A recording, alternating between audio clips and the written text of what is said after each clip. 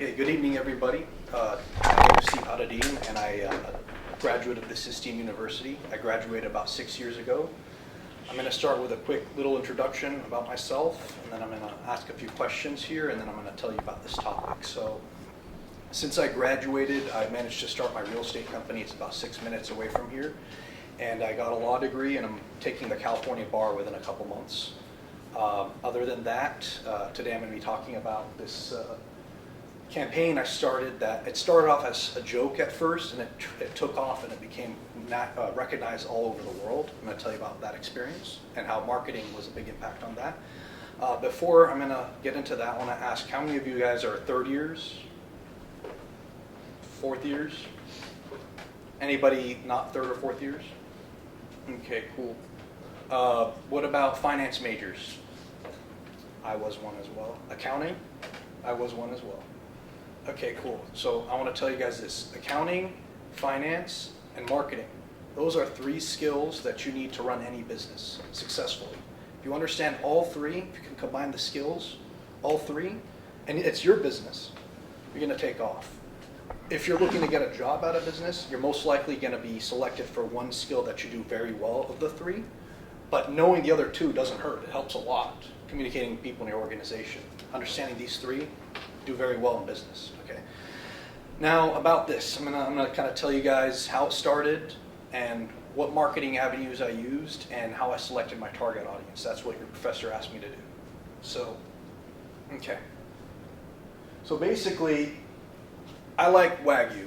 I'm sure you guys heard of Japanese Wagyu. There's also American Wagyu. There's also Australian. Some people don't know the difference between them, all of them. Some of them do. So I'm just going to tell you guys a little bit about that after I tell you about this day.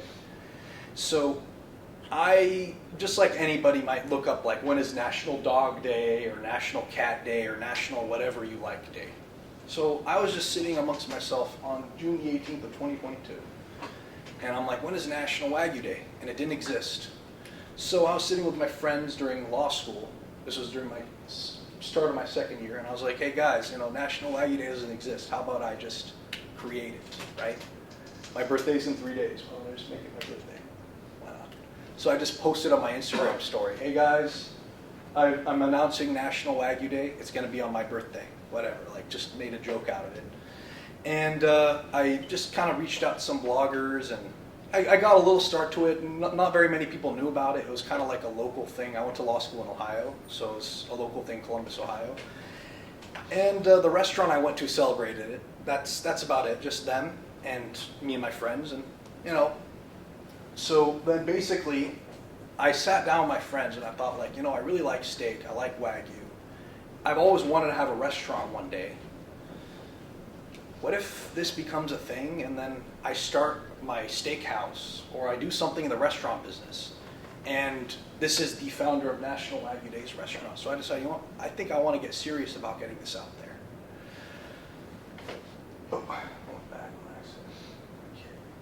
So I'm going to talk to you guys about the target audience and how I selected them and what my methodology was. So I was thinking from broad to narrow. I thought, okay, who is my target audience for Wagyu? It's going to be people who like Wagyu. It's going to be people who sell Wagyu, who produce it, who market it. It's going to be all kinds of people. So I said, how am I going to reach these people?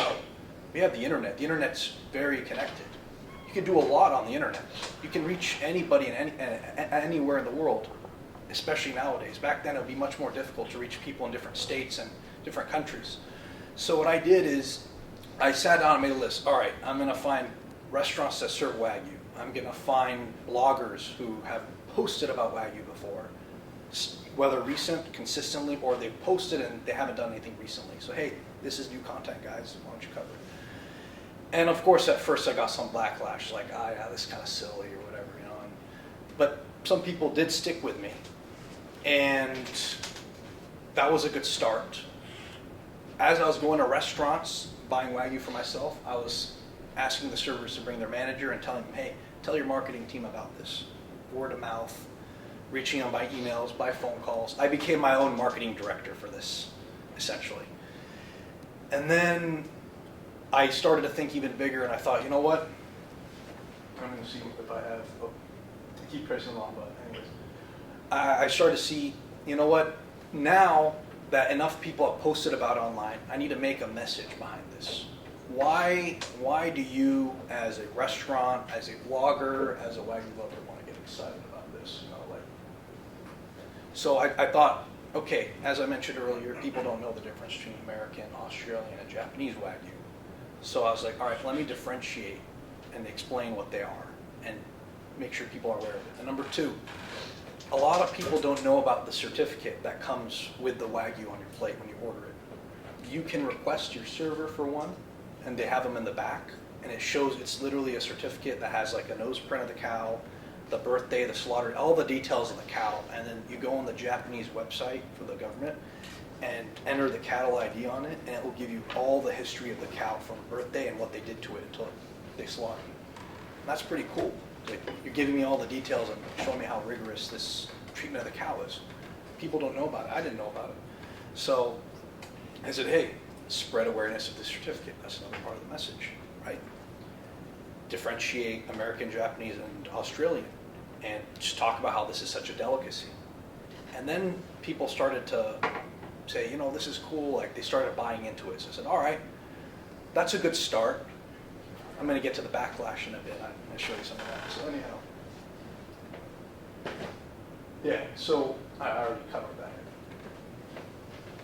So and that as well.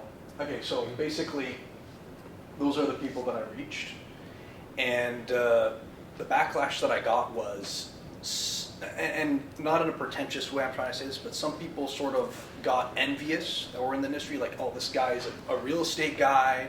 He has nothing to do with this business. I've been in this business for X amount of years. Why didn't I come up with it? And they're like, I don't want this guy to succeed, and like, screw this guy. So,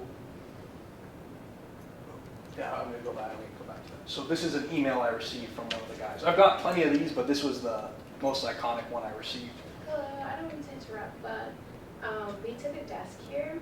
Would it be okay if we just like leave it on the side? What? Excuse me? We took a desk, and we want to make sure that it's returned properly. Would it be okay if we just... Yeah, that's fine. Just put it inside there.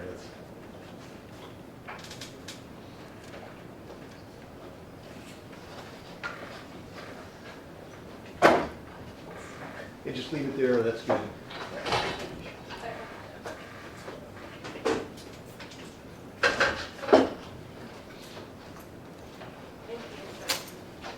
So to start with this email, first of all, they misspelled my last name. And my last name is spelled right in front of their face. When you look at the email, you'll see my name. So I thought that was the first one. Okay, you misspelled my last name, I don't care. And then he's like, he doesn't know what I know. I'm not saying I know a lot, but I never called myself an expert. He's telling me, you know, oh, like, you know, you're inserting yourself here, like, get out of our business. This is not your thing. Like, leave it alone. And just kind of like, because I'm in real estate, you know, like real estate people, they call themselves consultants. So he's like, oh, like, do you know what a consultant is? Like, even, you know, kind of downplaying what I do. And I was like, all right, whatever. I just kind of let this guy be. And I got several other ones, and they're saying, like, unsubscribe, remove me from your effing list, all this backlash. And I was like, you know, you're going to face this in any marketing campaign and anything you're trying to push. But you got to have the thick skin to just, you know, let it be and just focus on who's going to help you move forward. And that's what I did throughout this process. And as I did that, it just kept going from there. But basically, I'm going to go back to the previous slide because that was what I plan on doing next. I don't know how that got reversed. The next thing I did is I thought even bigger, and this is what led to the success of 2024 and 2023 a little bit, but 2024, I got these guys on board. So basically, there's three major trade associations. There's the American one, there's the British one, and there's the world one. The world one governs like the world, like American, Brazil, Germany, South Africa, Australia, all of them. They do it all. And they all, I call them and email them because some of them, they pick up the phone and I tell them, hey guys, why don't you recognize it? You guys are trying to market Wagyu. It makes sense to just buy into what I'm doing, right? So they all just said, yeah, why not? So some of them called it World Wagyu Day. Some of them called it, I was like, just celebrate. I don't care if you call it world or national. America's, here in the United States, we'll call it national, but in the UK, they call it World Wagyu Day. And yeah, this is their Instagram posts, newsletter, website, all that. And you know, then I started to see a large trickling effect. I sat back, I was just sitting there this year, and I was pretty surprised with the results I saw. And I'm going to get to that in a second. Okay. But before that, I'm going to talk about what I did after this email. Essentially, I sat with myself and I said, what do I need to do with this other than reach out to these trade associations and find more people? I need to strategize and get them in it. So what I did to everybody that I reached out to after that, including these associations, I gave them, I promised them that I would help them marketing what they're doing. So what I did is I created a website called wagyuday.com. And I told them, if you post on your Instagram and you have to use hashtag National Wagyu Day, I will copy your link to the post. I will put the name of your business or association on the website. I will hyperlink it to that post. So, and a lot of people visit the website. So I said, look how many people visit the website. You're going to get in front of all these people. And they're going to see your posts. They might follow you, or they'll be aware of your restaurant. So if you want to be on my website, that's what you got to do. And 99% of them did it. So I had like celebrations pages, massive. I'm going to get to that next. And as I was getting people to post and put on calendars and stuff, I made a Word document linking all that. And that's what I mean by the small ones to build more hype. What I did is, as I was reaching out, can you celebrate this? I would show them the Word document. Look at all these other people who are involved. And then in their mind, they're like, yeah, if all my competitors are doing this, I need to be on board. So I was like, look at this, guys. Don't you want to be in this? So this is just the United States, by the way. I'm not talking about all other countries. This is how big this list is. Restaurants, bloggers, different calendars, butchers, ranches that raise the Wagyu. There's plenty, and that's just the ones that use the hashtag. Some of them forgot to use the hashtag, but my promise is you have to use the hashtag. So they didn't make it on the list, whoever didn't. So that's the ones that use the hashtag. And I delivered on the promise. So now they know that I'm a man of my word, and they're gonna continue behind this. But this is what you need to do in marketing, is sometimes the message is nice. Sometimes people will say, I like the message, I like what's going on, but I don't really see something in it for me. Maybe I do something for my restaurant, but maybe people don't want to buy it, or it doesn't sell as much as other types of steak. It's a luxury item. Not everybody's going to buy it, or they don't want to discount it, or they want to do something. But now they're like, all right, well, this is more marketing for me because your name is here, and they did it. So next, I'm going to get into another thing I did. I made T-shirts. And some of them I sold, some of them I gave away for free. This is one of the ones I gave for free. This guy's in the Chicago area. And I said, I have a analytics tracker, and it shows me all the visitors to the website. And I saw Illinois needed some more traffic. So I sent this guy a free shirt. So you know what? I'm going to give it to him free of charge. And I told him, I won't charge you if you do a post like this to get the word spread. So that's what happened this past February. And, that was another way I got the message out. Another thing I did, but I didn't really do much of it, and a lot of people were interested, I started signing the Wagyu certificates and putting a message for people. I'll sign it and I'll put something for them, just give it away. Or go to restaurants and do it, and someone will frame it.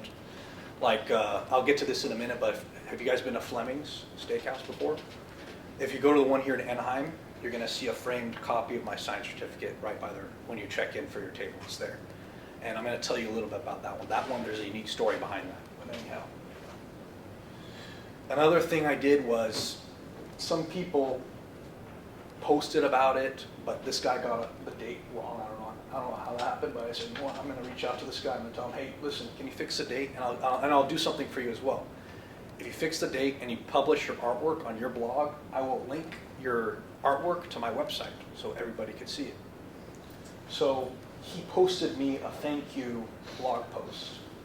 And this is, as of last week, over 1,000 people viewed it. So, I was like, hey, this is cool, this is nice. I didn't expect him to do a blog post, thank you. But, and I've got several other ones around different parts of the country. This guy's local in Orange County, I found out as I did my research. I research kind of where people are reaching out to me from so I can kind of track this pretty well. Another one is this blogger. This guy's out of also Illinois. So this is like a blog about barbecue. So, and I just kind of Google and I look, And I'm in real estate, as I mentioned earlier. The name of my company is King Real Estate Group. So this guy kind of picked a joke, and he put, it was founded by a luxury real estate broker. His business has the name King in it. How much you want to bet this guy says, have some Wagyu, it's the king of meats from the king of real estate. And I was like, oh, I thought that was funny. So, I was like, yeah, I might pick that joke here and there. That's not what I always say, but I just kind of thought that was funny. But, this message has been going all over the country. People find out about it. I was like, oh, wow, I like that, Now I'm going to go into how it took off this year, and I'm going to tell you guys a little bit about all this. So, this Consulate General of Japan, this is the Japanese embassy in the United States. So the Japanese embassy posted about it this year, and I thought, wow, this was pretty cool. The Japanese embassy's posting about it. That really means that people in Japan know about it, that it's really taken off. And over here, this is, I don't know if you guys know Capriotti's. They did a big marketing thing for it. They have a Wagyu sub. So I kind of walked in and did a marketing gig with them, and I told them, hey, this is one of the best subs I had. And they posted my picture online on their main page, and I thought that was cool. And over here, this one was the most interesting one. I don't know if you guys know OK Magazine. It's more of like a celebrity gossip page, but they cover the Kardashians, and I'm not a Kardashian fan, but I'm just saying, they cover the Kardashians, and they cover the royal family of the UK a lot. So there was like Kim Kardashian gossip, me, Kylie Jenner, Prince William or whatever the guy's name, I forgot who it was, William or Harry, and Meghan, his wife, and it was like, I was kind of put in the middle of all that, and I was like, wow, like that was kind of cool to see. And they kind of posted my celebration. This was my best friend from law school and his wife right over there. We were just kind of together that night. Yeah, and I look at this and I say, wow, all this effort, all this kind of pushing and just dealing with, sometimes you get a bunch of like, screw off. No, it's kind of like, all right, like this is going, like this kind of sucking right now, and just dealing with that and finding the people that would support it, it became all worth it. I'm going to tell you a little bit more, and then this goes back to the Fleming's topic. So Fleming's, to my surprise, they've served Wagyu maybe occasionally, just for special occasions, randomly throughout the years. But this year, they decided they're going to permanently put it on their menu, and they did a pre-launch on National Wagyu Day. And on June 25th, it's permanent on their menus in these cities across the country. Not all their locations, but most of them are in California. But they have some in like Florida or like Nevada and other parts of the country. And it's officially on their menu. If you go, it's there. And over here, that's the certificate I was telling you guys about. I signed it, and I told them, congrats for kind of launching it. And also, this year, the History Channel chimed in.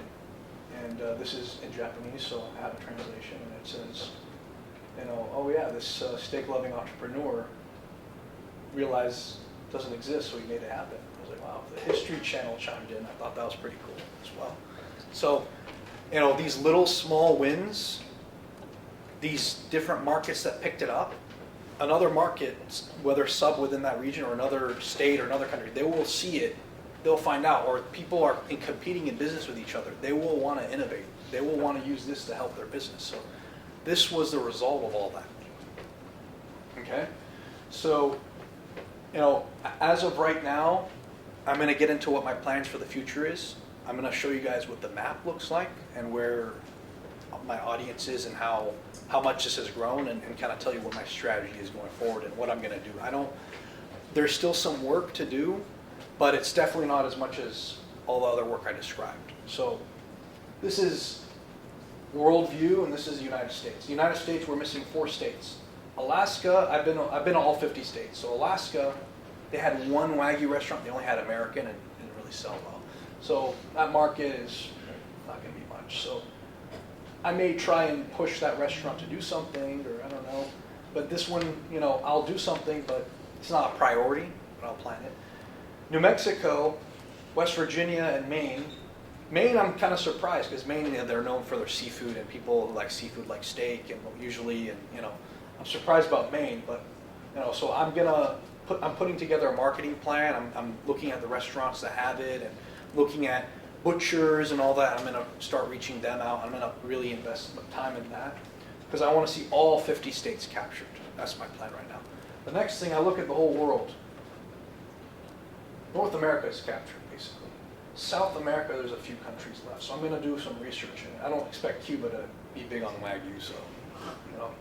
But, you know, the rest of South America, I'm going to do my research on Chile. Brazil, I know Brazil, they love like meat and steak, so obviously they picked it up. Africa, I got to do more market research on them and see how I can reach them. But South Africa, they're big on Wagyu. They have their own association separately, and, you know, so they picked on that pretty well. And then most of Asia here in Europe. So right now, my focus is going to be on these 4 remaining states, and I'm going to be putting together a plan on where the restaurants are, where the butchers are, do they have it, and then kind of question them, how's your business going with this? What can we do something together? You know, maybe I'll fly out, I don't know, figure something out, right? Get the message out there. But basically, as we stand right now, this is worldwide. It's recognized everywhere. And in 2022, I didn't expect all of this to happen. I really didn't. I just thought, you know, it was a little joke, right? But if you look at the map, California and Ohio is pretty much, Ohio's mainly probably my classmates from law school probably want to check out the website. But, you know, California and Ohio were the main ones. And then I'm going to basically at this point focus on what's missing and leave everything that's already captured to grow, because as it's there, more people are going to say, wow, I should have picked this up. Or the people who did it might do more. Like, I've already had some emails from them saying, hey, do you want to do something together? Do you want to show up to my restaurant? Do you want to this and that? I've got bloggers reaching out to me. I've talked to a journalist or 2 here and there every quarter. You know, so my bottom point with getting a message, aside from knowing your audience, is finding the channels and tracking it, right? I'm tracking it with these metrics. I know where things are going right and where things are going wrong, because I have like a Excel sheet where I emailed what state, city they're from, and I see the metrics live. I'm like, okay, like I don't really notice them doing anything here. I got to change up my tonality in the email or what I'm saying. And you need to track what you're doing with marketing. You need to have a plan, and you need to find the channels. My channels were, as I said earlier, the restaurants, the butchers, the bloggers, and the journalists now. The journalists are helping me to get it on different sources, like, I mean, OK Magazine was one, or to get it on TV. Like next year, I'm hoping I could do an interview one-on-one. Like I've done those in real estate. I haven't done one for Wagyu.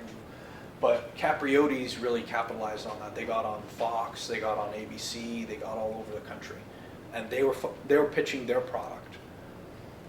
So now I look at it, I was like, well, I would like to talk to the same journalists I saw who covered them, and now I'm schmoozing them, and I'm trying to get on their shows and talk to them about it. But bottom line is, don't be afraid to reach out. Don't be afraid to talk to anybody. Just, you know, the worst you're going to hear is no. The worst you're going to hear is, you know, I mean, you might get an email like that, or you might, I don't know. Who cares? Just keep going. Just let it be, right? Because you never know where your idea, where your product, where your message, where your business, where anything that you are trying to push. See, we're talking about a national holiday here, but this could be a slogan, this could be a product, this could be my business, this could be the same methodology I use for this could be done on anything out there. You know, this isn't just tailored to something like this. So with what I shared to you, some of you sitting here might want to become entrepreneurs. Some of you sitting here might want to start some products, become service providers. This is the way you got to put your message out there.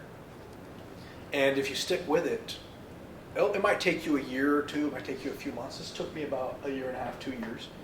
You never know how much this might blow up. So other than that, really, that's pretty much what I've got to share about this. I want to open the floor to questions, and I'll stick around here if anybody wants to talk or maybe get some ideas from me or ask me anything. You can ask me about anything. I don't care. Ask me about this. Ask me about real estate. Ask me anything.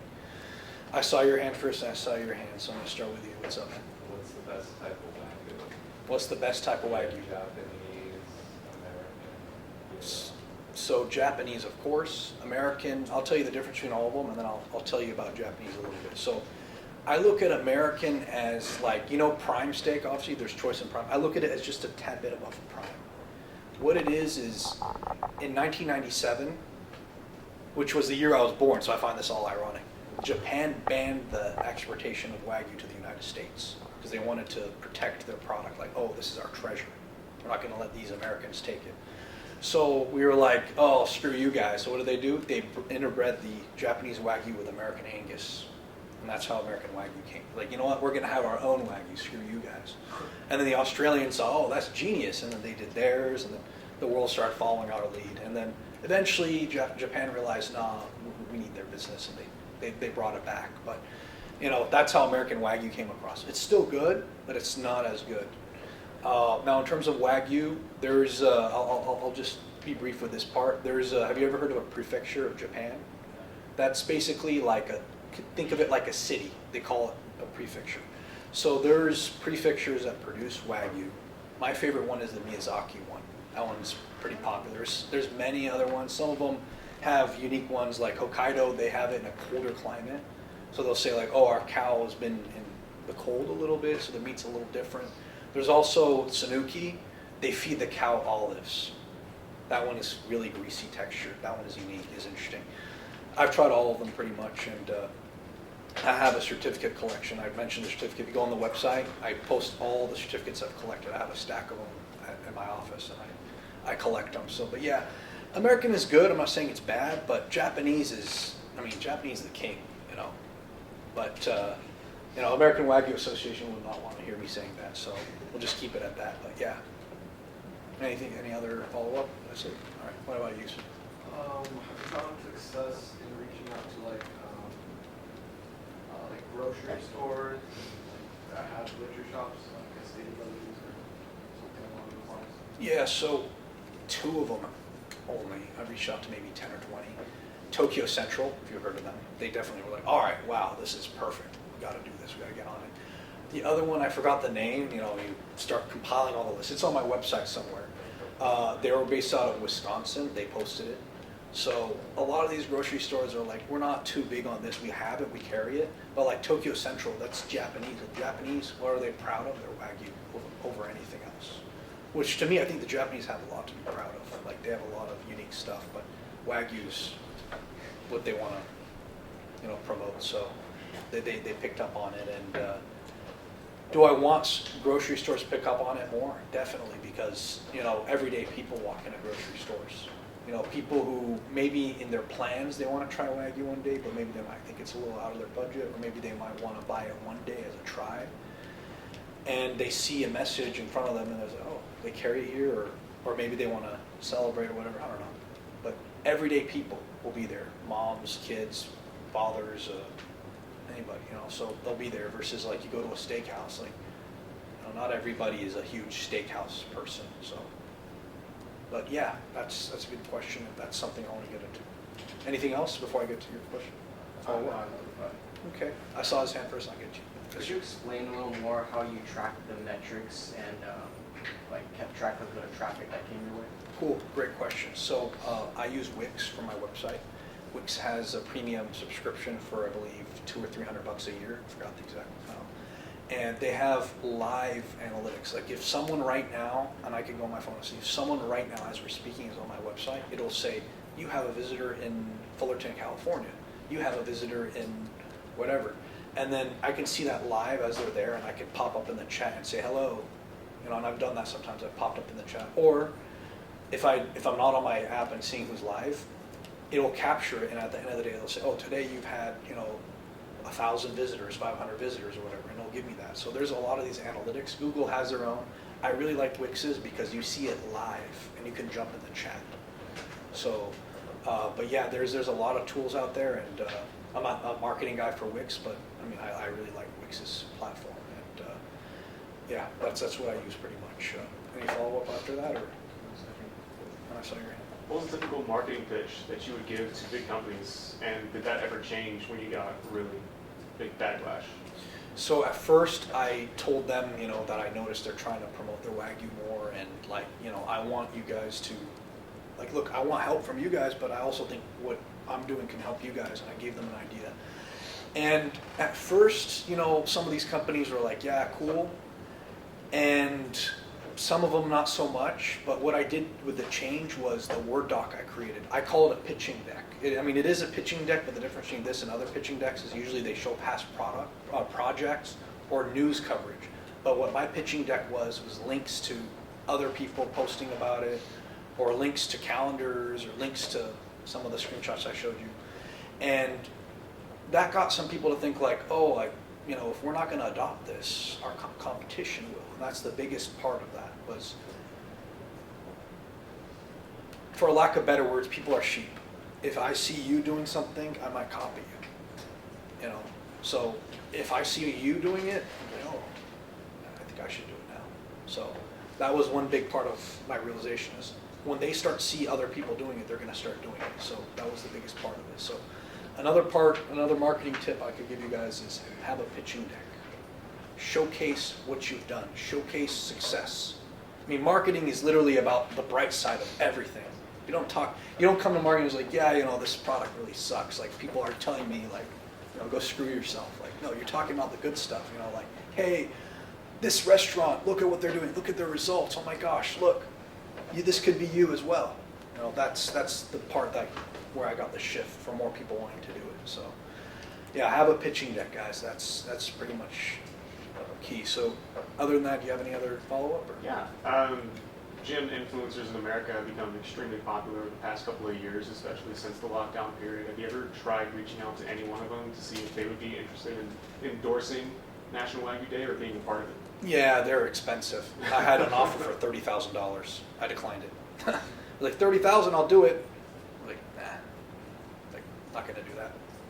They'll do it one day because they like Wagyu, I know. Mhm. They'll do it, but I declined that offer. Another one, Capriotti, I'm not gonna say the NFL player. They almost did a gig with an NFL player, but then he got busy. He's well known, so I'm not gonna say the name because then I could get in a bunch of trouble, but there was an NFL player who's gonna post himself holding Wagyu, celebrating it, like in practice, so. But that was one not done through me. And now you remind me another thing. Sometimes you can get these influencers through others. So like Capriotti's this year, they were excited, like, yeah, like we want to push our subs. So they wanted to do the influencer. I didn't even give them the idea. They said, hey, we're gonna do this, we're gonna do that. So what that made me realize is find whoever is really hyped up about it and go far with them. What I did with Capriotti's is I put them at the very top of the website and I made them this thick font and on bold and underlined, so you'd see them first. And that got them excited, so they almost did it. But they met on national television throughout the country. That's really was the key. Philadelphia, Phoenix, Houston, here in Southern California, everywhere. I was like, wow, it really, the traction they got was really good. But the NFL player would have been even better. But, you know, maybe next year somebody will do it. I also saw some jokes on Twitter saying, I forget, was it Lizzo or I forgot who was it? They were like tagging these celebrities. I don't know all these celebrities or whatever. I don't keep track on them. But they're saying like, oh, tell her to do some, you know, promotion or some shit. And I was like seeing these jokes people posting online. I was like, oh, that's. But yeah, you know, people are talking about it, and that's the main part of it. I want you to talk about it. If you're talking about it, it's moving forward. So yeah. I saw a hand up right over here. Who was it? What do you think? Huh? You? Or how did you overcome like the language barrier, something that's like so big in the rest of the world, specifically like Japan? Was that like at all a problem or not really? So you know what's interesting? I actually never reached out to Japan. Oh really? No, my plan was, so originally actually my plan was just the United States. The rest of the world picked up on it. But I just reached out to the World Wagyu Association and British, you know, English is their language. Right. And it just got picked up from there. But language barrier, I do recall reaching out to a restaurant in Sweden and Germany, and they were having trouble communicating to me that, I forget what the name of the holiday in Sweden is, but it's similar to like summer solstice, where they have like, it's almost like a half day where they don't fully, like restaurants close early, and it kind of intertwined with that day this year. And they're saying like, oh, next year, like this year, like, and they had trouble explaining to me. I was like, what do you mean, explain it to me? And then I got it. Oh, got it, okay, thank you. Yeah. But, you know, I had that come up, but as far as the rest of the world, I mean, I didn't even expect them to pick it up, to be quite honest. Like it just was a surprise for me. I was like, wow, you know, it grew this much. But other than that, you know, language barrier, even though Google Translate isn't the best, I'm pretty sure they might be using Google Translate if I ever reach out to foreign business or whatnot. And in worst case, just use my best judgment on what they mean. I speak Arabic as well, and I'm learning Spanish, so I've learned a lot about linguistics through those two languages. So you know, figure that out. And when it comes, I haven't had that experience just yet. Yeah. Anything else? Or I see your hand, and I'll get to you. So I was gonna ask, has all of the publicity from this helped you at all with your real estate work? Like, has it brought you clients? I've had people mention it to me, so I'm not using this to help me with my business. I'm using this as like a fun project. But if I really wanted to, I could like, one idea I came up with aside from starting my own restaurant is I could do like a tasting at my office, or like I could start grilling and post videos of me grilling and then show that I'm giving it to people who work at my company or clients. And then some people might see like, I had this idea come because when I was a student, we had a guest speaker in my financial planning class, and he used to be a chef. And he told me a story that, or not me, the whole class, but yeah, he told us a story that he has like a event every year called like a Taste of the Top or something, I forgot what it was, where he cooks some of his signature dishes for his clients at like some hall, and they're just blown away about that. And then later on, they start asking him financial questions, and then he gets more clients from that. So like, that gave me one idea. So I haven't really dabbled with that. Now my effort's more on like, let's get all 50 states on board. Let's capture a little bit more of Africa, because Africa was the most blanks. South America's got 4 countries left or so. Once I really fill in a lot of the white, you know, at that point maybe I'll find ways to benefit myself. But some of them, they mention my name in their posts, some of them they don't. I'm not asking them to, but as they're mentioning my name, that helps my name grow. So, you know, will I use it to benefit my business? If I start a steakhouse, it will benefit that. But my real estate business, the Taste of the Top idea, like I'm starting to think about that. And, maybe I should do that. But good question. How about you? Kind of answered it. So the whole, like, what's in it for me? You had that in your life. Like, how, like, I know marketing is like for the consumer, right? Or Yeah. the people. So, but what made you like go through this movement? You know, and then like, what's in it for you? Like, what do you benefit, you know, out of this? For me or for Yeah, the just you business? personally, because you're wasting your time, right? Yeah. Time is money. So, is there any benefit, you know, from this, you know, that you benefit from, or is it just like publicity? So it's, You know what I mean? yeah, so good question. It's at first, it's just more for fun, right? Like I enjoyed this. This was like a project. I didn't get any benefits officially, but it did make my name stronger. It helped me with my ranking of different websites that I have online. When you search my business or search me, you have things rank better. But in terms of like benefits for me, basically as I was answering earlier, if I start a steakhouse or if I start doing other gigs like cooking for people or whatnot, that will benefit me. But in the time being, it's more of like, hey, I started this project, I'm having a lot of fun with it. It taught me a lot of marketing lessons, and I'm using it in different things I'm doing. I'm using it with my business, and I don't know if you know, your professor is the director of the real estate program here on campus, and I'm starting to help him with the marketing, so I'm pitching somebody, hey, like, I learned this from that. I have these discussions, so I've learned a lot from, I serve on the board for the real estate program, so on the side, but yeah. It helped me, it gave me a lot of lessons, and it was a lot of fun. It did suck a little bit when people were kind of like, nah, screw off, like, and there was plenty of that, and I just kind of, you sit with yourself and like, why? But in terms of like wasting time, you're right, time is money, but sometimes there's a sentimental value to things that, you might look at it as like, it benefited you in other areas of life, right? Like, if I want to give you an example in real estate, have you heard of the concept of trophy properties? Like some people, they buy properties just to say like, oh, I own this building on Santa Monica Pier, but it really doesn't make any money because it's super damn expensive And when you do the rent on it, you're either in the red or you're just paying the loan. But it's a trophy property to them because like, yeah, that's mine over there. Like that kind of thing, you know, almost. Not necessarily, but you know, this is like my trophy. Like this is something that like people, when I meet them for the first time, they bring it up. Like, oh yeah, I did research on it, it's pretty cool. Like, yeah, thanks, you know, that kind of thing. But in terms of benefiting my business, that's more of a long-term plan. I'm coming up with strategies and I'm gonna do that.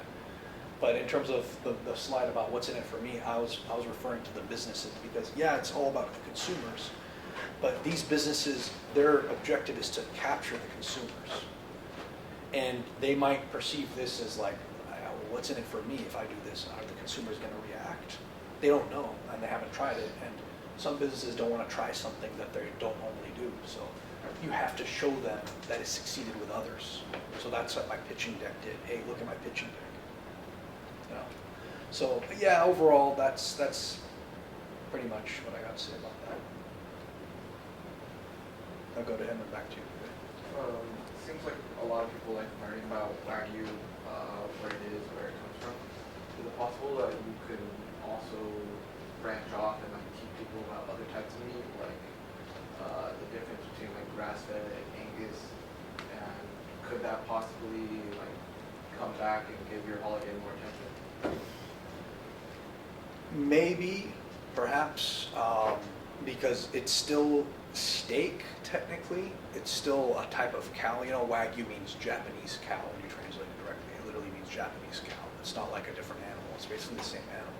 It's just such a special and luxury product that, like, it's not super expensive in Japan, by the way. My brother was just there and he told me, like, bro, I was eating Wagyu for $40.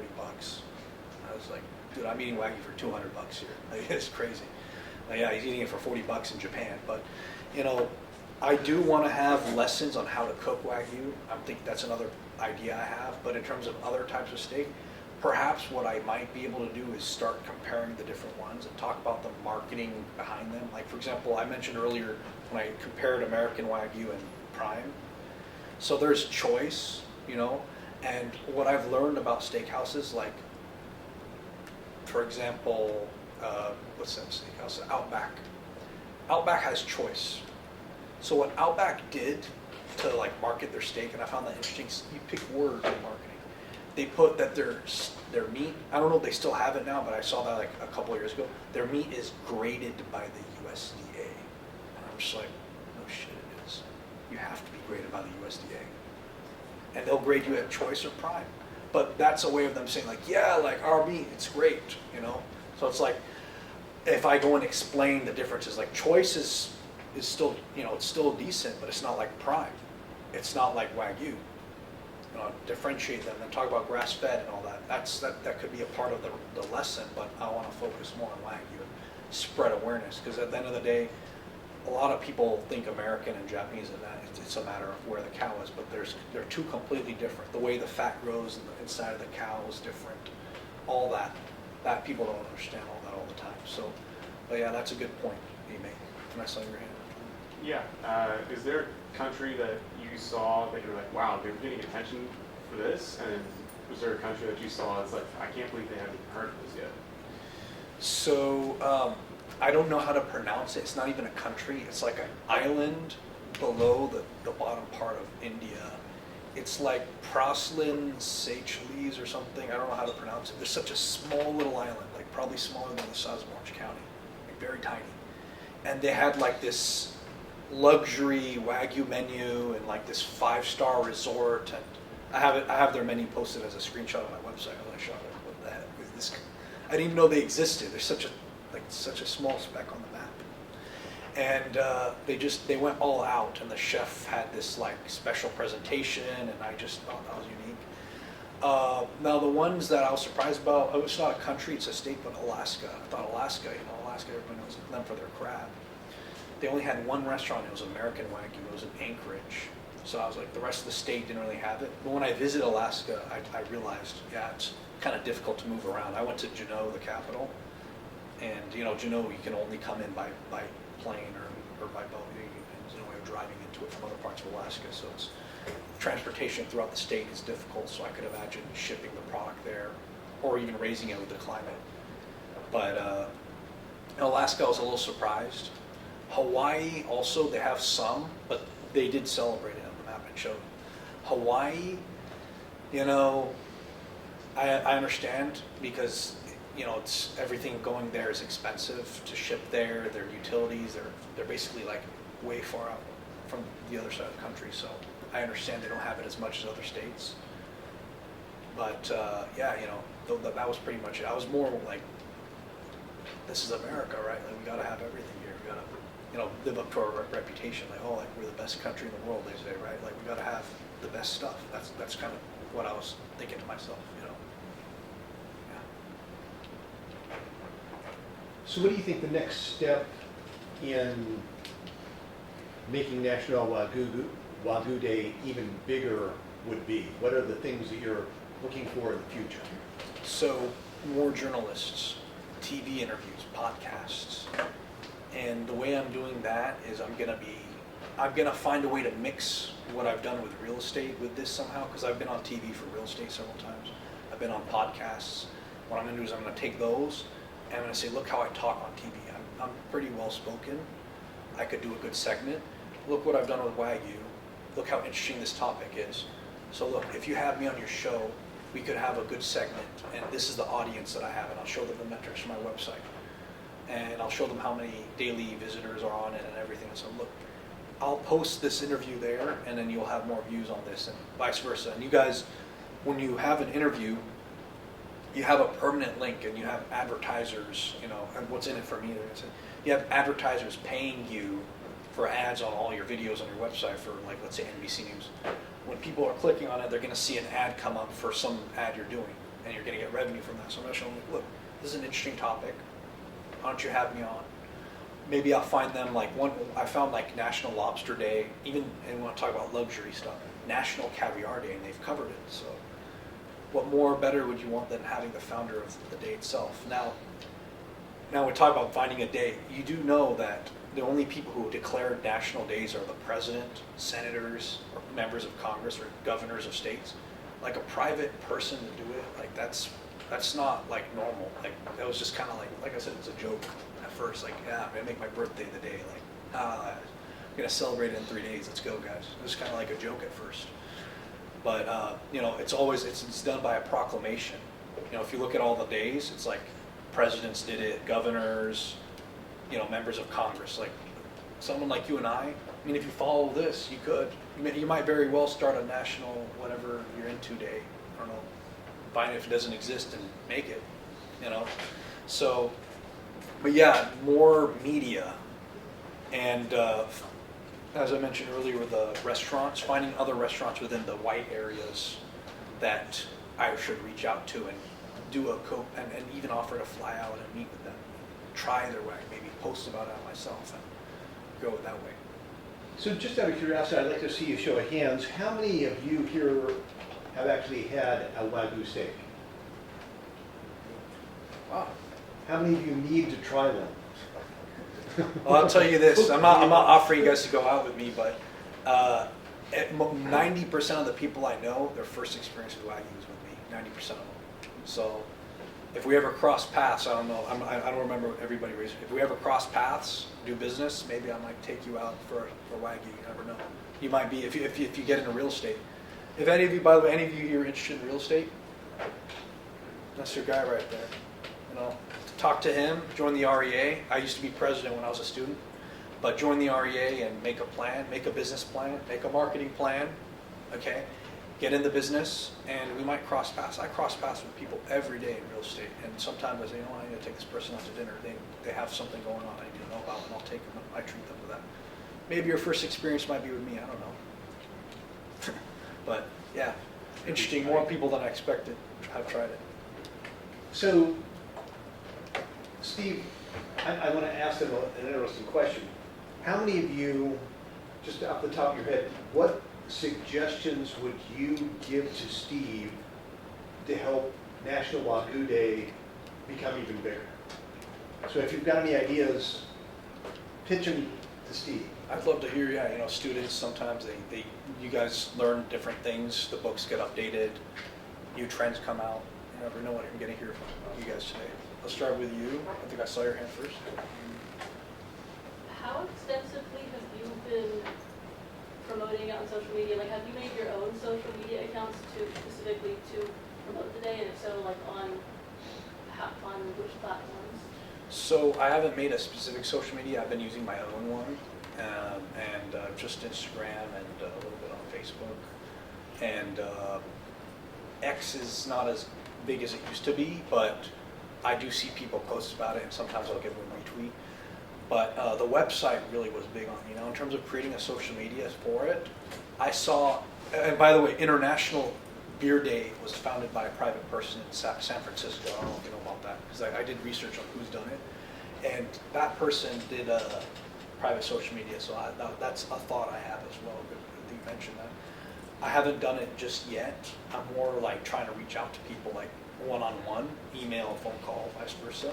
But that's a thought I have looking at how International Beer Day grew, because they're everywhere in the world. This is getting there. It's almost the whole world. It's basically the whole world, but there's still white areas of some. But yeah, that's one of my plans, is potentially starting social media, like a handle at National IQ. And then if you did that, would you be handling the social media accounts yourself, or would you be hiring that out? So I'm going to do it myself, and I'm going to basically, by the way, I'm not opposed to hiring, because I thought about doing that for my real estate business. But so far, with the results I've had in my real estate business and stuff, by the way, I don't believe in being comfortable or content, always try to grow, but I'm happy with where I'm at with my business or where it's grown, but I'm still trying to do more, and I want to. Now it's about allocating the resources, the budget, the funds to doing that, and it's like he said earlier, like, aside from the time, because it's a time commitment, now you're talking spend money, hire someone, now I'm paying money, so now it's time and money. So time is money, and then money is also money. So now it's like big money, So it's like I don't want to do that until I start see it being more something for myself and my business. Like if I start my steakhouse, definitely I'll do it. Definitely, I will be the centerpiece of my marketing. Like come to the founder of National Wagyu Day Steakhouse, experience like the next level of this, and I'll just really capitalize on that. But yeah, social media is something of my plans. I noticed you didn't mention TikTok, and I know the audience on there is younger, so Yeah. it might seem like they wouldn't be the ones buying Wagyu steaks, but they are very quickly growing up, and they're going to be your future market. So if you do get in more into social media, it would definitely be something to look into, is growing a presence on TikTok. Yeah, I see the TikTok presence. I only saw 2 or 3 reels, so it wasn't very much. You're right about that, but yeah, they are a younger audience. But probably in like a few years, like 4 years, I'll consider it. Like right now, TikTok seems cool-ish. Like I'm not like bought into it as much as Instagram is the king in my opinion. Also, Instagram is where it's all at right now. But TikTok is in the back of my mind. I'm not a huge fan of it. Like it's just, I don't know much. I've never used TikTok, but from what I've seen, it's like you see the Reels section of Instagram. It just looks like it's all Reels, nothing but Reels, right? That's what. And I was like, all right, like what if I would put a photo?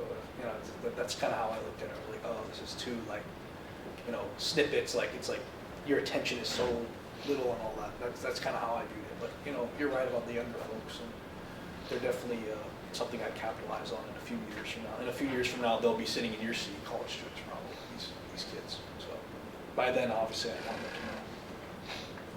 Anything else? Any follow-up? Thank you. How many hours a week would you say you put aside to run your business? My business or this? This Wagyu. Okay, this, I haven't done anything since the week before. I really spent a lot of time in March, in February, and in January. A lot of time. I sent 2,508 or 9 or 10 emails in those 2 months. That's a lot of emails, think about it.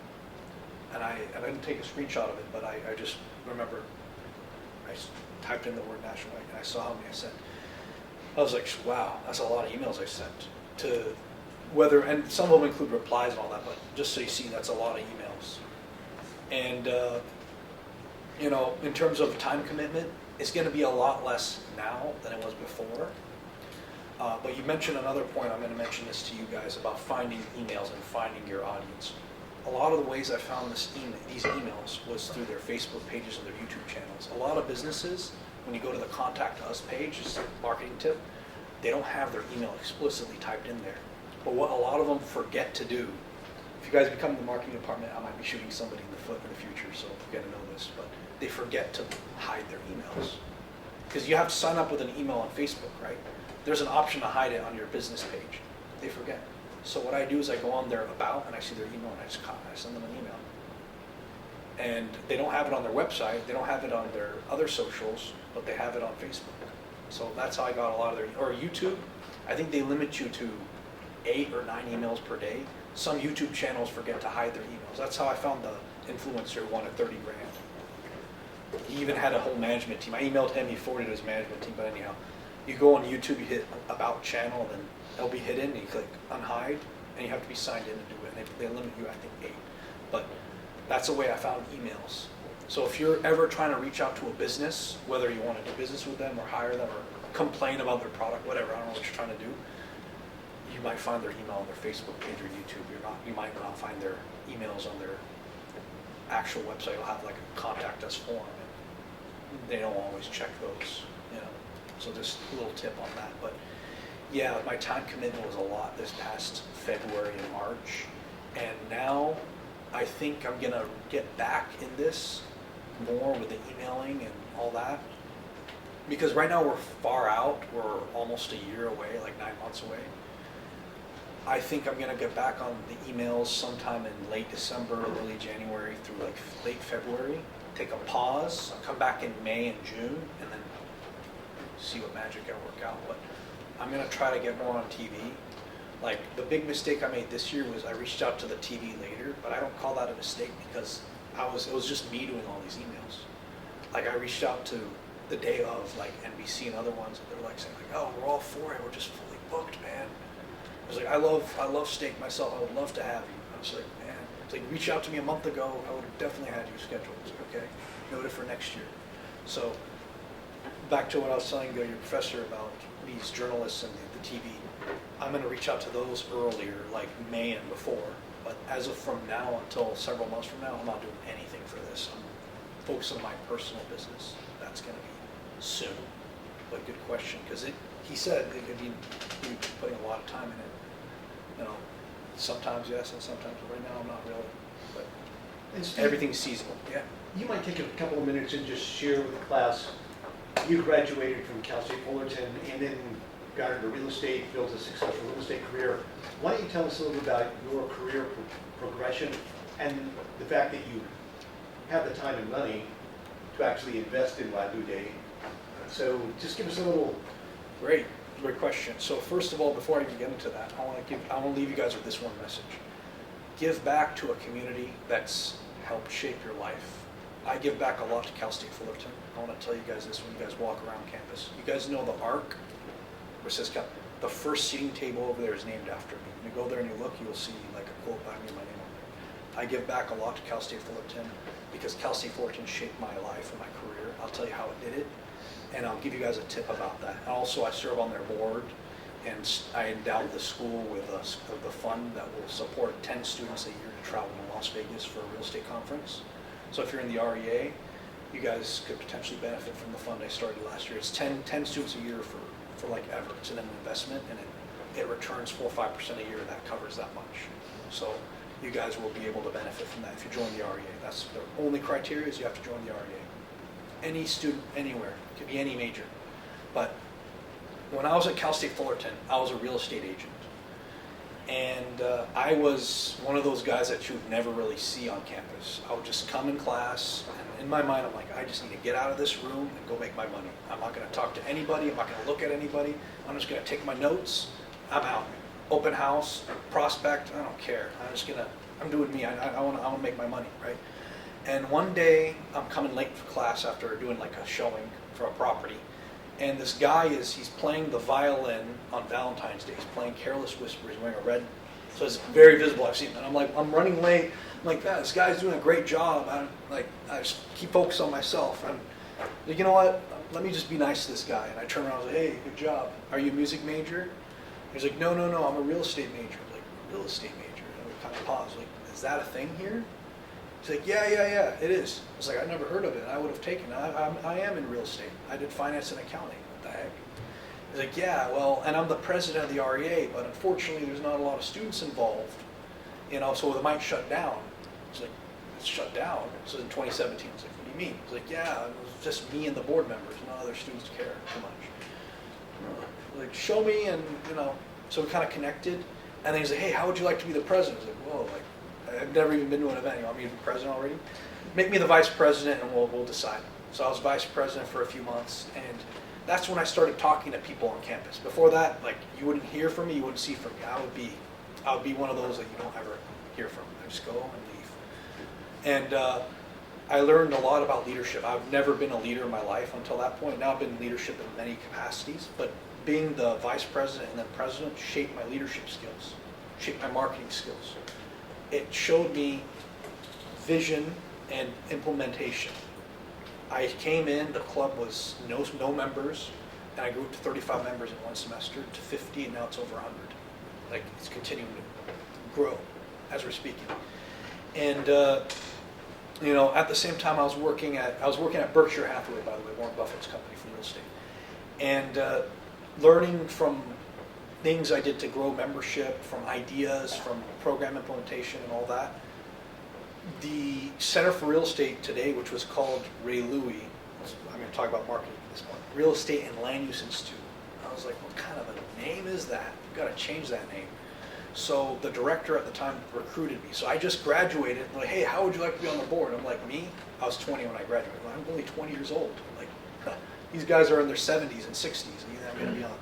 They look at me like there's a little kid right here. So I was on their board, one of the youngest board members at Cal State Fullerton for any program. And the first move I made was I changed the name from Real Estate and Land Use Institute to Center for Real Estate. And my skills from giving back, because by the way, I'm giving things. I'm not making money from any of the things I'm doing from Cal State Fullerton. I'm just giving back to this school. And as I'm giving back, the saying, the more you give, the more you get. I'm giving things, ideas, time, and money and all that, and I'm using the things I'm learning here with my own career. So fast forward, at 22 years old, I became a real estate broker, and I started my own company. And my office is only 6 minutes away. It's located here specifically so I can hire Cal State Fullerton students, and I have some of that work with me. So, I have a little bias. I want here, bring people from here, right? I know you guys work very hard. You're not UCLA, you're not USC. You're not those, oh, look at me, I go to this very high, prestigious, expensive school, I'm entitled to these six-figure salaries out of graduate. We actually sit down and get dirty and work hard for what we want to have. So I respect the philosophy here. And, I'm on the board, and I know what they're teaching you guys, at least for the real estate students. So I know that what they're teaching you is good. So, yeah, basically, give back to what's shaped your career. Now, basically, I'm going to continue to give back to Cal State Fullerton. I'm going to continue to use that as a marketing avenue, right? At Cal State Fullerton, whenever I do something for Cal State Fullerton, they'll do a piece on me. People in the community hear about me that way. That's another thing. And I don't do it for that reason, by the way, but they do it. When I did the endowment last year, I started last year, it was a big hit piece. And people always talk to me about it, oh, you helped out all these students go, and that was so cool. And I was like, yeah, when I was president, I started this trip. And guess what? Nobody supported it. The dean shot it down. Las Vegas? You want to take the students to Las Vegas? What are they, gambling and all this Vegas stuff going on? I was like, no, we're going to go for real estate. Trust me. All right, we're not endorsing this. You can go, but don't put our name on it. Literally, don't even put our name on it. We went, it was a success. Now they want their name on it. And they're trying to put their name on it as much as possible. So I look back at that as a student. And I say, any of you guys in student life, you might think joining a club is a waste of time, or you have more important things like making money. Like I thought, like forget about everybody around here. Like I'm busy. I gotta make my money. I gotta go. I want to succeed. Like I'm not gonna talk to anybody. I'm just gonna do me. And I'll make my money. And if I can leave early in class, if they're gonna end early, please end early because I want to go and make that money. I don't want to be sitting here. Like I want to get the degree, but get me out of here. That was in my head. Just make that money. But you got to meet people. You got to talk. People will give you value. Everybody has a different perspective, and that's what being involved with the REA showed me. And that's how it shaped my career, and that was my first ever leadership experience in my life. I've always just kind of been focused on me and just kind of, I don't want to say lone wolf, but because I did have my fair share of friends, but just focused on me.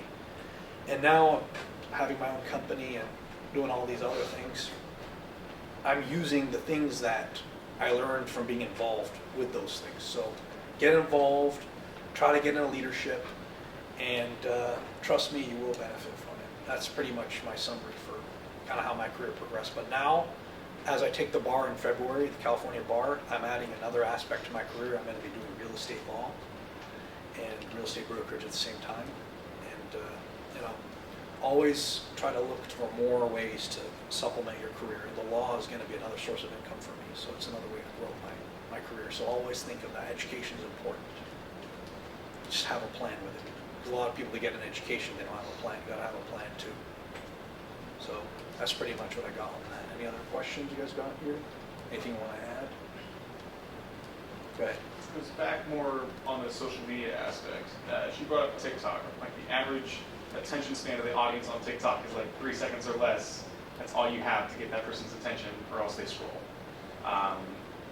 Like one piece of advice that I would give you is like to somehow find a way to grasp their attention. I'm not saying you should put Subway Surfers or Family Guy episodes on your Reels or TikToks, but if you're going to be doing social media, it's going to be linked directly back to your account. And so what they're going to see is your face and what you have to offer and what you're promoting and marketing.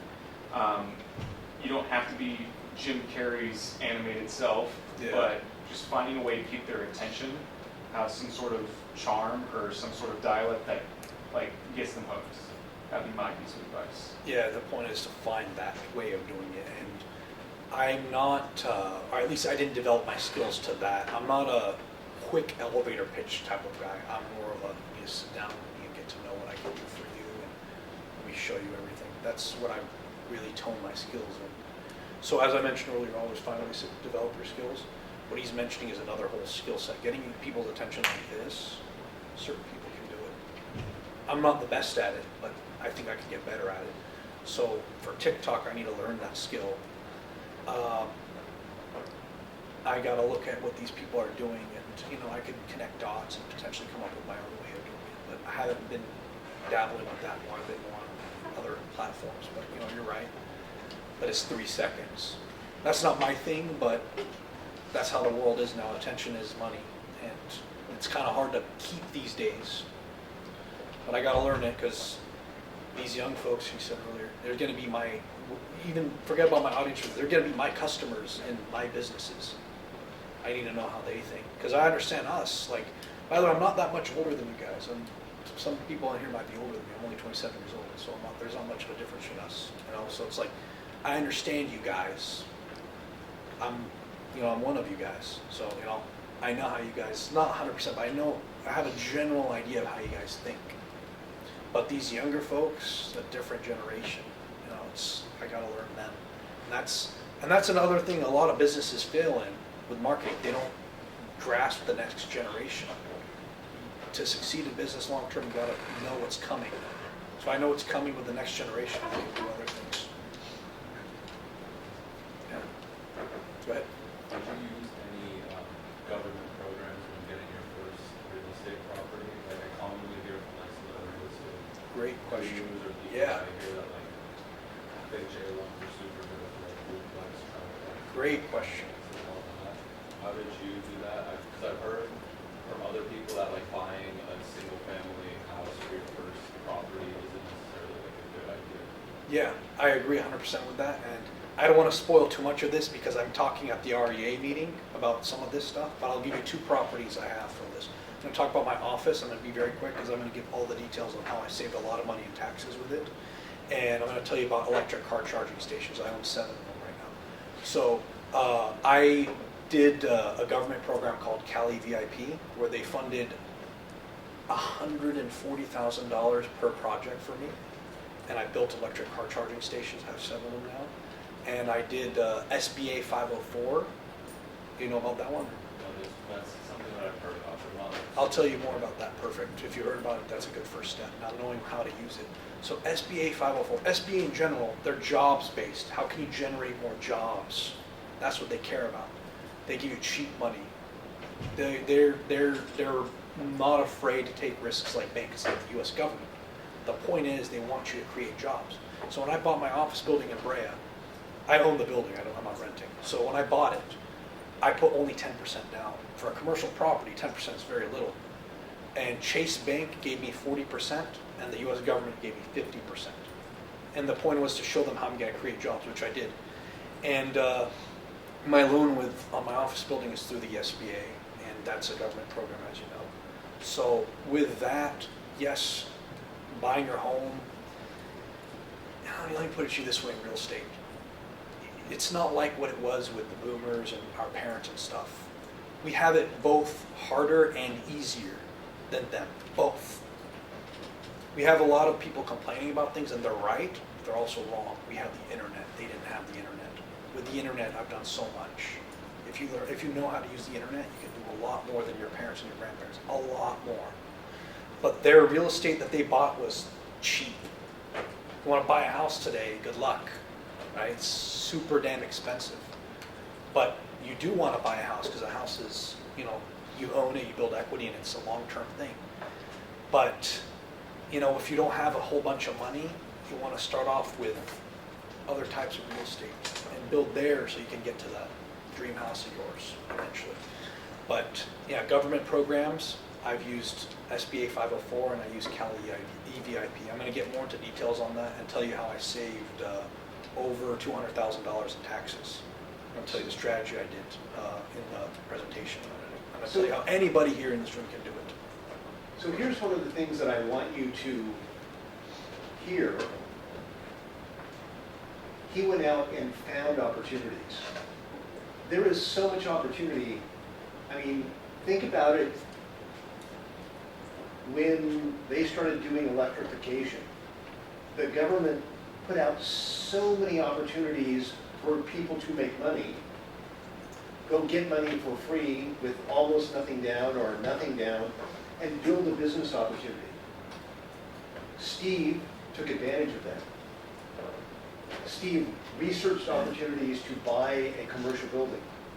Now, he and his brother also are getting ready to do a development plan. And Steve, I want you to think about the development plan. How did you figure out the opportunity for that? What did you see across the street from your building? So I'll tell you the story. It's big credit to my brother. I taught him that. I'm not trying to give my credit, but big credit, he found it. So UPS owned the property. We dealt with UPS straight. It was crazy how we found it. We dealt with the corporate, the C-suite, CEO and all those people. That we tracked them through the deeds. You know how companies, they'll have like a shell company to a shell company. So I showed my brother, hey, go on the deed. Look who owns this. Look who signed it. Go track this guy. Boom, boom, boom, boom, boom. And he found out it was owned by UPS. And then we put it together a really good deal. But how do we find that was this? It's right off the freeway exit. They never listed it for sale. It's empty. They would store their UPS trucks there, and they stopped storing it for a while. And, we looked up plans from like the 1900s and the early 2000s, and we saw a plan to build a hotel, and we saw restaurants, and we saw self-storage, and we saw warehouses. And we did the research, and that land is worth anywhere from, Owen entitled, $6 to $7 million. My brother and I, my third brother, and a couple investors bought it for $3.8 million, all cash. And we're getting bank loan to build a Marriott on it, and we're building a few restaurants on it. And right there, right in it, we're already up $3.2 million. And how do you find opportunities like that? There are plenty of them all over the country. They're everywhere. You just got to find them. You will luck out most if you find companies, big companies that are not doing anything with it. There's big companies and the U.S. government, they're sitting on a lot of real estate that they don't know what to do with. Just sitting on it. UPS, they're like, we don't have plans to sell. But we'll get back to you. It took them 3 or 4 months of meetings just to say, we'll sell it. And we got a steal of the century, basically. I stole that land. I didn't buy it. I stole it. Okay. And I'm going to be talking about that in your real estate principles class on when my brother is going to come, because my brother is a general contractor. I'm a real estate broker, so he's going to talk about how you get approval, and he's going to show his meeting with the city council and how some city council members can be, for lack of better words, assholes. They'll look at you. This one city member, he's going to like look at my brother like this. He's going to like. And one of the reasons you see that, yeah. I brought Steve here is because, to me, Steve is a great example of somebody looking for opportunities and then taking action on it. Not just thinking, oh, there's an opportunity, but what do I need to do? How do I take action? How do I make this? And, you know, from college graduate to 27-year-old now, and, you know, financially, he could retire if he wanted to. It's a pretty impressive story, and all of you could be Steve if you look for the opportunities and then take action. So, any last questions for Steve? Before I take any questions, I want to add to that point about finding opportunities. I mentioned earlier making a business plan, right? And I mentioned the SBA program. By the way, if any of you want to start a business or anything, the SBA has a template for business plans. How do you think I learned to sell myself to the SBA? Give me this loan. They have a template. I literally took their template, I changed the business name to mine, I changed the owners to me, and I changed it was a product, one of them was for like a toy company, and I changed it to real estate. You don't need to reinvent the wheel. There's a lot of data online for free. Just look at their template. Just literally look up US SBA sample business plan. And you'll see it. And it's there. It's right in front of you, you know, and for free. So if any of you want to start a business or have plans of that, look at that when you go home tonight or sometime when you have time. Dabble with it a little bit. You know, you never know what you might be able to come up with that. Nobody taught me to do business plan. I just learned it from the internet. There's so much free content online. You know, it's back to my point. Like, this is the opportunity we have that our parents and grandparents didn't have. So if you focus on the positive, there's a lot of things that they had that we don't. If you focus on what we do have, you can make a lot out of it. Yeah, so I'm going to take some more questions. Good. So as my day job, I'm an account executive at a mortgage company. Would that help at all? Like, would the knowledge from that help at all if I wanted to also get into real estate?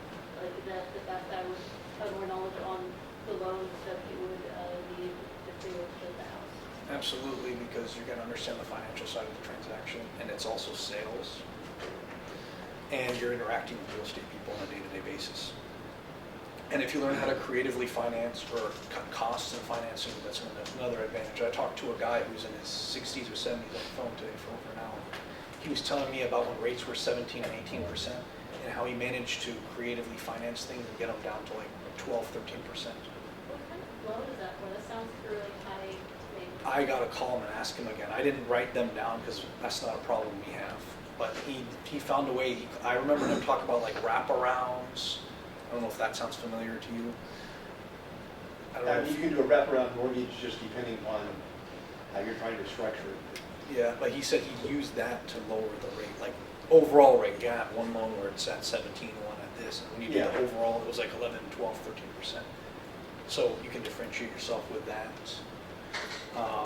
And it's sales again, and you're doing real estate people. So this guy started there, now he's in real estate, and I'm recruiting him to join my company right now. He gave me a like maybe in 6 months kind of thing. He's happy to present, but you know, got to recruit. But yeah, sales. And I know with your credibility in the mortgage industry, if you wanted to start investing in real estate, you would find it amazingly easy to get investors that would give you seed money to go out and buy and start investing in real estate. It's just putting together a plan and presenting it and getting over the fact that, oh, I've never done this before, people won't take me seriously. The reality is that people will take you seriously if you take yourself seriously.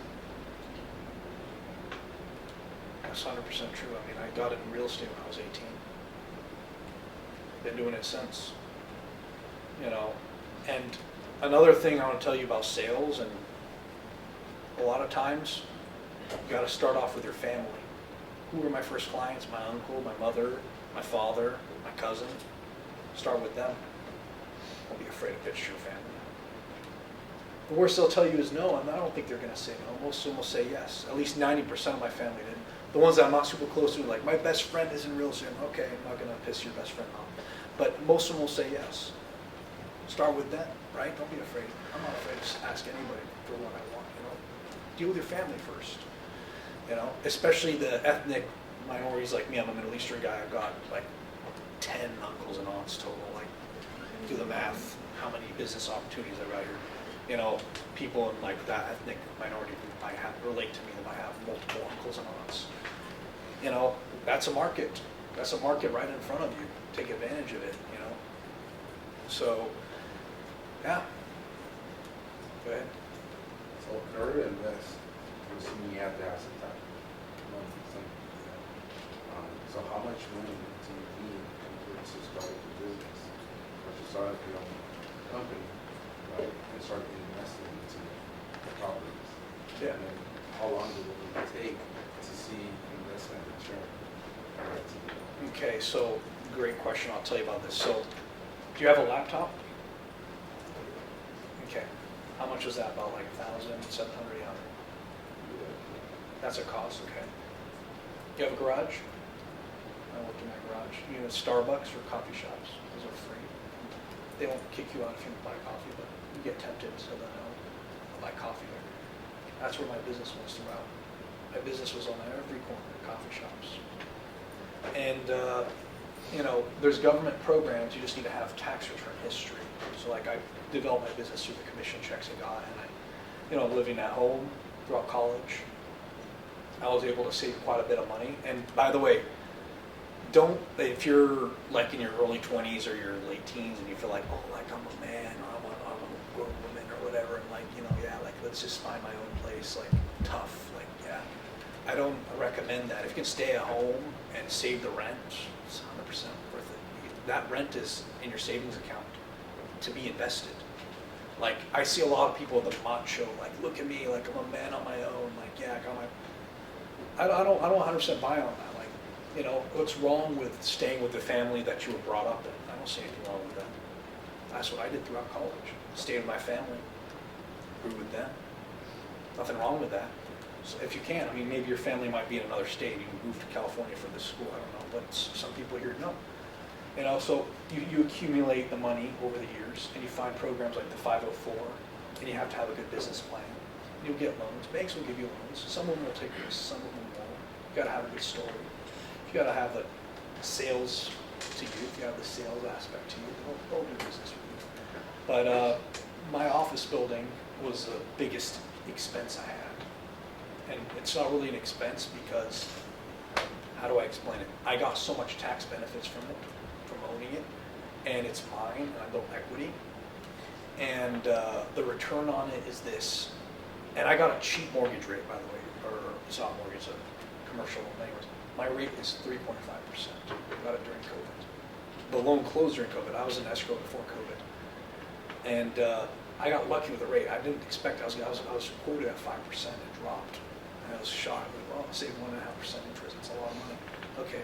But I got tax shelter. The concept of tax shelter is you buy something, your money's in it, and that money translates to tax savings in the long run. So part of my return way I calculated, look at my tax savings, right? And it's going up in value over the years. I probably made at least $300,000 or $400,000 since I bought it 4 years ago on that office building. You know, so but that's just now, right? But, Yeah. But when you first start, right, even if do government loans, like also, they're good because they help you out, right? But Yeah. there's also fees that come with it, right? Yes. So with the fees that you're paying extra on an annual basis. You're aware of the fees, right? Yeah. Like the Well, CEC some of fees? them, yeah, not all of them, but some. Yeah, no, there's fees, and if you factor it in, the rate probably goes up another like percent and 1.2 to 1.5%. You're right about that, but you know, the government will give you loans that maybe Chase Bank is a little hesitant to give you. So, I mean, Chase didn't say no to me. They just said, hey, you fit into this category. We'll approve you so long as the government approves you. That was what Chase told me. My loans with Chase and the SBA, 50% government, 40% Chase, and I came in 10%. But I don't want to spoil the tax benefits part. If you guys come to the REA meeting, I'll talk about it. The REA meeting, I think I'm going in a month exactly from today, October 17th. It's on a Thursday, and that specific week, I don't know if the 17th or the 16th. I'm going to the REA meeting. I'll be talking about the tax savings I got on it, and you know how I did the math on how much rent I would have paid if I rented it versus me owning it, and the equity and all that. Like it's buying real estate is a long game, and it's a wealth builder. And when you first get into a property, you're not going to see a bunch of green. But if you sit back and wait a few years, whether rents go up or mortgage rates go up or property values go up, and you have an opportunity to refinance, like there's so much wealth to be built in any property, you know? So, yeah, basically starting a business, a laptop, your garage, and just you got to go out there and be as best of a salesman as possible, understand finance, accounting, and marketing. You understand these three, like I said earlier, you'll do well in any business. Those are three very important skills to have. So some of you said you were accounting or finance.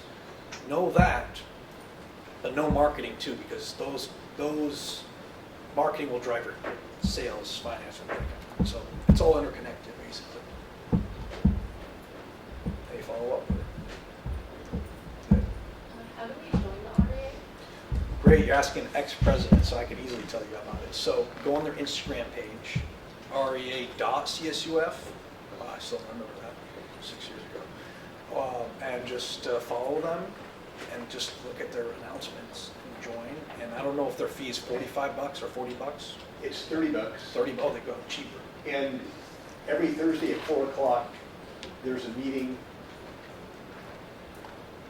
And the meeting room is Langsdorff Hall 301. Yeah. I'll be there October, let's see the exact date.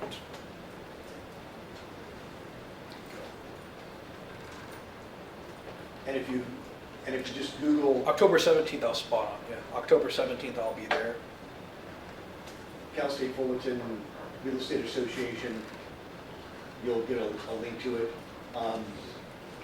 Or if you come to my office hours, I'm in the Center for Real Estate office. And there's a sign there with all the information on how to join the REA.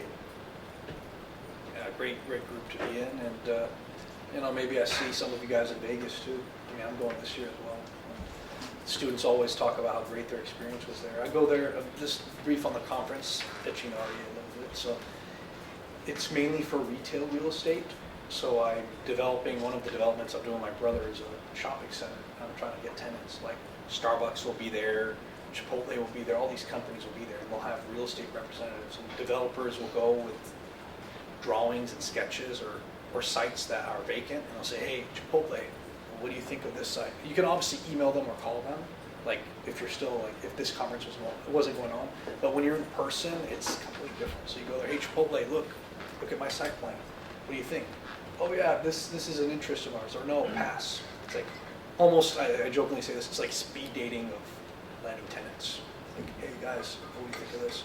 Oh yeah, let's exchange contact, and go from there. The students go there. There's a lot of breakout sessions with classes, and also some students try to get jobs. I mean, these booths, they have HR people.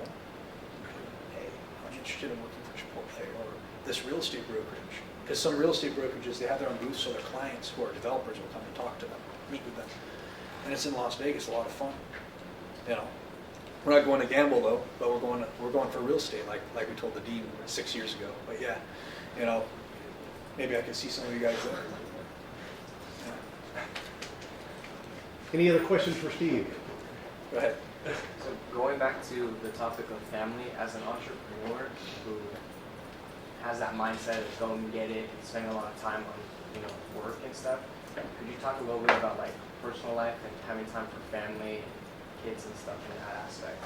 I don't have kids yet. I'm still single, but I'm working on that department right now. But in terms of in terms of like spending time with families, I've got a sister who's 15 years younger than me, so it's like a daughter to me almost. So I've been making more time for her lately, and I've got my other siblings, and I've got my parents and other cousins. And at first it's tough. You're going to disappear, and you have to disappear for several years. I was out of the scene big time from 2016 until 2019, and I just appeared. Oh yeah, Steve's a broker now. When did that ever happen? And then went to law school, came back. Oh, now Steve's going to be an attorney. Oh, that happened. And now I'm like, all right, I'm going to be preparing for the bar now, but I'm making more time, and it's healthy and it's great for you to spend time with your family. But I'd be honest and tell you, you're going to have to disappear. You have to spend time away from them, and you just have to. It's not going to. It's going to happen. But when you do that, you do it young and you do it now. When you're not so old, you'll be able to spend time with them. But if you don't like invest in you and get serious about your life from now, you're gonna pay it later on. So you gotta do it when you're young. And you hear that all the time, but it's true. Like college, I wasn't, not shitting on any frat people here, but I wasn't in the frat parties all the time. The frats could be a networking opportunity, right? Like, Ronald Reagan was in the frat, and people networked with him, or like, who else? Like U.S. presidents. I think Bill Clinton was Bill Clinton in the frat? I think so, yeah. People got to network with Bill Clinton, or vice versa. It could be a networking opportunity, but like for me personally, I'm saying I wasn't partying with the frat boys. I wasn't, doing these things. But, now I'm partying when I have something to celebrate. That's the mindset. I don't not want to party. Of course I want to party, but I have to have a reason to party. That's my perspective on that. So if you invest in yourself now when you're young, you'll have time for all that while you're still young. You just got to do it now. No problem. All right, let's give Steve a round of applause. You beat me to it. I wanted to say 2 words before that. There's 2 words that I loved hearing as a student, and I'm going to say to you guys right now, and it's class dismissed. Let's give him a round of applause. Oh.